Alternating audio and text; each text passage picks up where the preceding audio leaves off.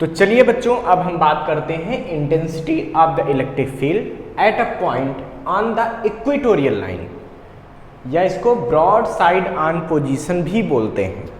इसका मतलब चाहे हम कहें इक्वेटोरियल लाइन पे बताओ, चाहे एग्जामिनर आपसे बोले कि ब्रॉड साइड ऑन पोजीशन पे बताओ, दोनों का मतलब एक ही होता है। ठीक है, किसी डायपोल की इक्वेटोरियल लाइन पे आपको इलेक्ट्रिक फील्ड इंटेंसिटी निकालना सीखना है। बच्चों इसके लिए हम क्या करेंगे कि सबसे पहले हम यहाँ पे एक डायपोल कंसीडर करेंगे। मान लेते हैं कि ये इलेक्ट्रिक डायपोल है, ठीक है, ये प्लस क्यू चार्ज है और ये माइनस क्यू चार्ज है। चाहो तो इस डायपोल को कुछ नाम भी दे सकते हो, कुछ नाम दे दें, चलो इसको ए कह देते हैं, इस पॉइंट को बी कह देते हैं, ठीक है। और डायपोल की लेंथ क्या है बच्चों? 12 है। तो लेंथ 12 कैसे मानते थे? अगर ओ इसका सेंटर है किसका? डायपोल का, तो ये लेंथ अगर एल है तो ये लेंथ भी क्या है? एल। हमको बच्चों इक्वेटोरियल लाइन पे इलेक्ट्रिक फील्ड इंटेंसिटी निकालनी है, या ब्रॉड साइड ऑन पोजीशन पे। इक्वेटोरियल क्या होता है कि इसके डायपोल के सेंटर से जाने वाली लाइन और perpendicular to the line joining to the charge, मतलब सेंटर से जा रही हो और इस चार्जेज को जोड़ने वाली लाइन के परपेंडिकुलर हो, मतलब ये ऐसे, ये 90 डिग्री है, ठीक है। यहां कोई पॉइंट है जहां पर हमको इलेक्ट्रिक फील्ड इंटेंसिटी कैलकुलेट करनी है, ठीक है। अच्छा, इस पॉइंट को कुछ नाम दे देते हैं बच्चों। मान लीजिए आपने कहा ये सी पॉइंट है। ये कौन सा पॉइंट है? C point. अच्छा, मान लेते हैं कि ये डिस्टेंस जो है वो क्या है? ये स्मॉल आर है। ये डिस्टेंस क्या है बच्चों? Small R. तो है क्या कि हमको यहाँ पे सी पॉइंट पे इलेक्ट्रिक फील्ड इंटेंसिटी बताना है। किसकी वजह से बताना है? इस डायपोल की वजह से बताना है, ठीक है। तो यहाँ इलेक्ट्रिक फील्ड इंटेंसिटी कैसे निकालेंगे? तो पहले बच्चों हम इस माइनस क्यू चार्ज से यहाँ इलेक्ट्रिक फील्ड निकालेंगे, फिर इस प्लस क्यू चार्ज से यहाँ इलेक्ट्रिक फील्ड निकालेंगे, फिर दोनों का नेट कर देंगे, इक्विवेलेंट ले लेंगे। यही हमारा आंसर होगा। तो जब यहाँ से हमको माइनस क्यू चार्ज से सी पॉइंट पे इलेक्ट्रिक फील्ड निकालना है, तो आपको पता है कि ये डिस्टेंस भी पता होनी चाहिए। जब तक ये डिस्टेंस पता नहीं होगी आप इलेक्ट्रिक फील्ड कैसे निकालोगे? क्योंकि पता है ना कि अगर कोई क्यू चार्ज है, इससे आर डिस्टेंस पे इलेक्ट्रिक फील्ड आपको निकालना है, तो फार्मूला क्या होता है? के क्यू अपान आर स्क्वायर, जहाँ पर के जो है वो एक कांस्टेंट है और के की वैल्यू एयर के लिए 1/4 पाई एप्सिलॉन 0 होती है। यानी कि ई बराबर हो जाता है 1/4 pi epsilon 0 Q upon R square. ये किसकी वजह से होता है? चार्ज की वजह से। कहाँ पे? डिस्टेंस आर पे अगर निकालना हो तो किसी पॉइंट चार्ज से आर डिस्टेंस पे इलेक्ट्रिक फील्ड का फार्मूला होता है 1/4 pi epsilon 0 Q upon R square, ठीक है। तो बच्चों अब हम बात करते हैं यहाँ पे, हम पहले इस माइनस क्यू चार्ज से डिस्टेंस निकालेंगे। तो इस माइनस क्यू चार्ज से इस पॉइंट की डिस्टेंस कितनी होगी? भाई ये एल है, ये आर है, ये एंगल 90। तो देखो ये क्या बनना है बच्चों? ये क्या बन गया? ये राइट एंगल ट्रायंगल बन गया। बेस पता है, परपेंडिकुलर पता है, तो हाइपोटेन्यूज कैसे निकलता है? रूट में R square plus L square. कैसे? भाई perpendicular square plus base square is equal to hypotenuse square. वहाँ सॉल्व कर लिया तो ये आ गया पाइथागोरस थ्योरम से, ठीक है।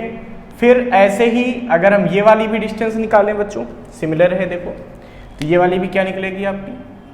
ये वैल्यू भी क्या निकलेगी? ये भी निकलेगी इसका स्क्वायर प्लस इसका स्क्वायर, यानी कि ये क्या निकलेगी? रूट में R square plus L square. अच्छा, हमको सी पॉइंट पे इलेक्ट्रिक फील्ड बतानी है, तो हम क्या लिखेंगे यहाँ पे? पहले electric field intensity at point C due to minus Q charge. तो माइनस क्यू चार्ज से वहां पे इलेक्ट्रिक फील्ड कितनी निकलेगी? सोचो, पहले वैल्यू निकालेंगे तब डायरेक्शन देखेंगे, फिर रिजल्टेंट निकालेंगे। तो ये निकलेगी मान लो E1, तो क्या निकलेगा? 1/4 पाई एप्सिलॉन 0। देखो क्या फार्मूला होता है, अगर क्यू चार्ज है, आर डिस्टेंस पे इलेक्ट्रिक फील्ड निकालना, तो क्या फार्मूला होता है? 1/4 पाई एप्सिलॉन 0 और क्यू अपान आर स्क्वायर। वही लगाएंगे यहाँ पे, तो क्या निकलेगा? 1/4 पाई एप्सिलॉन 0 क्यू, चार्ज इसका, चार्ज कितना है बच्चों? क्यू है। अच्छा, अपान में डिस्टेंस का स्क्वायर, तो इस डिस्टेंस का स्क्वायर करो, तो ये डिस्टेंस कितनी है बच्चों? रूट में R square plus L square. इस पूरे का हम क्या कर देंगे? होल स्क्वायर कर देंगे। मतलब E1 हमारे पास क्या आएगी बताओ, 1/4πε0 Q/r² प्लस L²। ये इक्वेशन फर्स्ट आ गई, ये क्या आ गई, इक्वेशन फर्स्ट आ गई। अच्छा, फिर लिखेंगे यहां पे क्या, electric field intensity at point C due two plus Q charge. देखो भाई प्लस Q चार्ज से इसकी वजह से इलेक्ट्रिक फील्ड निकालोगे तो वो क्या निकलेगी, उसको हम E2 मान लें अगर, तो E2 बराबर आ जाएगा यहाँ पे क्या, 1/4πε0, फिर वही बात है चार्ज Q अपान डिस्टेंस के स्क्वायर, तो इसका स्क्वायर करोगे तो रूट हट जाएगा, यानी कि अपान में आएगा r² प्लस L²। ठीक है, अब देखिए बच्चों, बात यह है कि यहाँ इलेक्ट्रिक फील्ड की डायरेक्शन निकालनी है, तो हमने आपको समझा रखा है कि निगेटिव चार्ज की वजह से इलेक्ट्रिक फील्ड हमेशा कहीं पर भी निकालनी है तो क्या होती है, इनवर्ड, अंदर की तरफ, और पॉजिटिव चार्ज से अगर इलेक्ट्रिक फील्ड की डायरेक्शन आपको देखनी है तो क्या होती है बच्चों, आउटवर्ड, यानी कि बाहर की तरफ। ये आपको पता होना चाहिए। ठीक है, इसका मतलब अगर हम -Q चार्ज से यहाँ पे इलेक्ट्रिक फील्ड निकालेंगे तो क्या निकलेगी बताओ, इनवर्ड, अंदर की तरफ। ये E1 बन गया, वेक्टर बना दें, बिल्कुल। अगर प्लस Q चार्ज से यहाँ इलेक्ट्रिक फील्ड निकालेंगे तो किधर निकलेगी बताओ, बाहर की तरफ जाएगी। बाहर की तरफ मतलब ये जो जोड़ने वाली लाइन है इस पे बाहर की तरफ ऐसे, ये बनेगी हमारे पास E2। ठीक है, अच्छा, तो E1 इधर और E2 इधर। अब नेट इलेक्ट्रिक फील्ड निकालना है तो हम क्या करेंगे, इसके वेक्टर कर देंगे। देखो बच्चों, ये एंगल क्या है इधर, अगर ये एंगल थीटा था इस ट्रायंगल में तो ये एंगल भी थीटा होगा। क्यों, क्योंकि ट्रायंगल ABC को अगर आप ध्यान से देखिए, ABC, तो ABC कैसा ट्रायंगल है, आइसोसेलेस, इसकी दो साइड क्या है, सेम, और हमको पता है जिन ट्रायंगल के साइड सेम होते हैं उनके सामने के एंगल भी सेम होते हैं। इसका मतलब अगर ये थीटा है तो ये वाला भी थीटा होगा। अच्छा, अब जरा ध्यान दो बच्चों, अगर ये एंगल थीटा है तो ये एंगल भी थीटा होगा। क्यों थीटा होगा, क्योंकि ये क्या है, अल्टरनेट एंगल है बच्चों। हाँ बिल्कुल सही, ये अल्टरनेट एंगल इसलिए थीटा होगा। अगर ये थीटा है बच्चों तो ये वाला भी एंगल थीटा होगा। ये कौन सी प्रॉपर्टी होती है, याद करो, जब दो ऐसे पैरेलल लाइन होती है तो ये वाले, अगर ऐसे कोई लाइन जा रही है तो ये वाले एंगल सेम होते हैं। इसको कौन से एंगल बोलते थे, इसको बोलते थे करस्पॉन्डिंग एंगल। तो याद देखो, ये साइड इसके पैरेलल है ना, ये लाइन जो खींची गई है ये इसके पैरेलल है, तो ये थीटा है तो ये वाला भी थीटा होगा। कैसे, करस्पॉन्डिंग एंगल से। ठीक है, अब बच्चों हम इलेक्ट्रिक फील्ड के कंपोनेंट ले सकते हैं, इसको हम ब्रेक कर सकते हैं कंपोनेंट्स में। देखो E1 को ब्रेक करो पहले, तो एक E1 का कंपोनेंट इधर जाएगा, क्या होगा भाई इधर वाला कंपोनेंट, ये होगा E1 cos थीटा, इधर वाला क्या, हमको पता है ना, जब किसी चीज का वेक्टर से हम क्या करते हैं, कंपोनेंट ब्रेक करते हैं, तो जो एंगल से जुड़ता है वहां cos थीटा कंपोनेंट जाता है। दूसरा कंपोनेंट किधर जाएगा भाई, इस तरफ जाएगा। ये कितना जाएगा, ये जाएगा E1 sin थीटा, तो नीचे की तरफ क्या जाएगा, E1 sin थीटा। अच्छा, अब देखो बेटा, इसको आगे बढ़ा दें, ऐसे बिल्कुल बढ़ा सकते हैं। अब E2 के कंपोनेंट करो, तो E2 का ये थीटा से जुड़ा वाला कंपोनेंट क्या होगा, E2 cos थीटा, सब वेक्टर में ही है अभी। ये इधर वाला कंपोनेंट क्या होगा बताओ, ये होगा E2 sin थीटा। ये E2 के कंपोनेंट हो गए। अब ध्यान से देखो, हमको पता है कि E1 जो है, जो अगर मैग्नीट्यूड की बात करता हूं तो बराबर है E2 के, मैं वेक्टर की अभी नहीं, मैग्नीट्यूड की बात कर रहा हूं। इससे पता चल रहा कि E1 sin थीटा जो होगा वो बराबर होगा किसके, E2 sin थीटा के।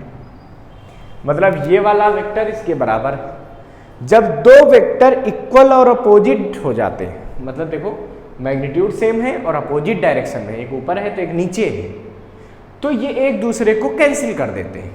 क्यों, देखो ये अगर कोई बॉडी है, इस पर एक फोर्स इधर लगाए, एक फोर्स इधर लगाए, और दोनों तरफ से बराबर फोर्स लगे, तो ये कहीं नहीं जाएगी।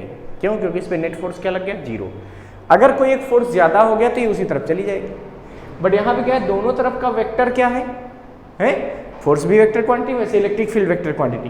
तो इलेक्ट्रिक फील्ड जितनी ऊपर उतनी ही नीचे, इसका मतलब दोनों इलेक्ट्रिक फील्ड की वैल्यू भी सेम है और ये आपस में क्या है, अपोजिट है। तो ये एक दूसरे क्या करेंगे बच्चों, कैंसिल आउट कर देंगे। इसका मतलब सो E1 sine theta and E2 sine theta cancelled each other.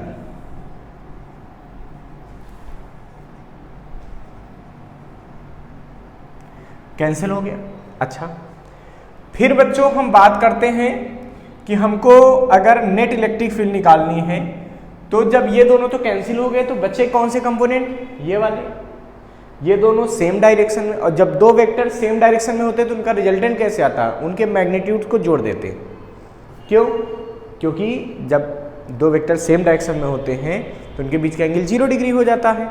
तो अगर इसको आप लाभ पैरेललोग्राम से देखेंगे तो ये आसानी से क्या होगा, ऐड हो जाएगा। ठीक है, तो लिखेंगे कि so net electric field intensity at C due to dipole. ठीक है, इलेक्ट्रिक डायपोल की वजह से सी पॉइंट की नेट इलेक्ट्रिक फील्ड इंटेंसिटी क्या होगी, E बराबर हो जाएगा E1 cos theta plus E2 cos theta, दोनों के मैग्नीट्यूड जुड़ जाएंगे। बट हमको तो पता है कि E1 जो है वो E2 के बराबर है भैया, बिल्कुल पता है। तो अगर E2 की जगह E1 रख दे तो क्या बनेगा बताओ, ये बनेगा E1 cos theta plus E1 cos theta, तो ये बनेगा 2E1 cos थीटा। क्या बनेगा, 2E1 cos थीटा। अच्छा, अब हम E1 और cos थीटा दोनों की वैल्यू रख दें। E1 की वैल्यू यहाँ से रखेंगे, cos थीटा यहाँ से निकालना पड़ेगा, तो पहले निकाल देते हैं cos थीटा। सोचो कितना आएगा, सोचो इसमें cos थीटा कितना आएगा, किसी भी ट्रायंगल में ले लो। इन ट्रायंगल OBC, कौन सा लिया, OBC, इसमें देखो cos थीटा किसके बराबर होगा बताओ, cos थीटा। तो cos थीटा क्या होता है, बेस अपान हाइपोटेन्यूज। बेस कितना है, L, हाइपोटेन्यूज कितनी है, रूट में R square plus L square. तो cos थीटा क्या होगा, बेस अपान हाइपोटेन्यूज, यानी कि L अपान रूट में R square plus L square, ये आएगा बच्चों। ठीक है, इसका मतलब जब cos थीटा और E1 की वैल्यू यहाँ रखेंगे तो हमें क्या मिलेगा बच्चों, तो ये मिलेगा E is equal to 2E1, E1 की वैल्यू रख दो। E1 की वैल्यू क्या है भाई, 1/4 पाई एप्सिलॉन 0 Q अपान R square plus L square into cos theta. cos theta की वैल्यू यहाँ से जो आई वो रख दो। क्या आई है बच्चों, ये आई है L अपान रूट में R square plus L square. क्या आई, L अपान रूट में R square plus L square. ठीक है, अच्छा अब इसको सॉल्व करने पे क्या मिलेगा, इधर सॉल्व कर लें, बिल्कुल कर सकते हैं। देखो भाई, तो E बराबर आएगा यहां से क्या, 2QL, ऊपर क्या है 2QL, और हमको पता है 2QL किसके बराबर, P, और यहां पे बच्चों P क्या है, P है इलेक्ट्रिक डायपोल मूवमेंट।